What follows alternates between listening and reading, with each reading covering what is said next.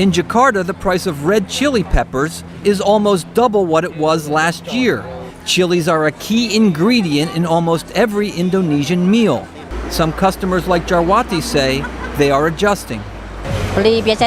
People who used to buy 1 kilo now only buy half a kilo. Food prices are rising in much of Asia, and Australian commodity prices are expected to rise as demand remains strong. In parts of China, property values are skyrocketing. Mr. Zhu owns an old apartment building in Beijing that now sells for 43,000 yuan a square meter, the equivalent of $6,500. I think the change in price is the biggest thing. At the beginning, apartments sold for a few thousand yuan per square meter, or even a few hundred. And now, tens or hundreds of thousands. Some economists are concerned that inflation could erode the purchasing power of Asia's emerging middle class.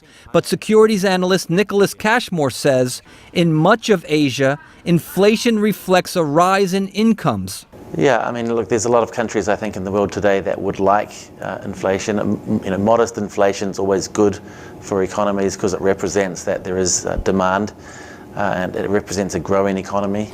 He says some growing economies, such as Indonesia, can handle an inflation rate of up to 5%.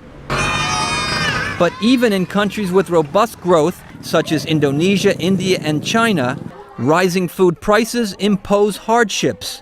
Nagesh Kumar, an economist with the United Nations in Bangkok, says in Asia, 980 million people live on less than $1.25 a day, and most of their incomes go to food. Some of the people who are just above the poverty line, because of rising food prices, they may also be pushed into poverty.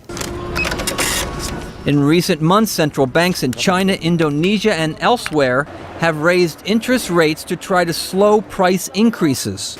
Those efforts, economists say, could slow Asia's economic growth. Rising prices mean more factories are producing more goods, which means there is growth in Asia and the world.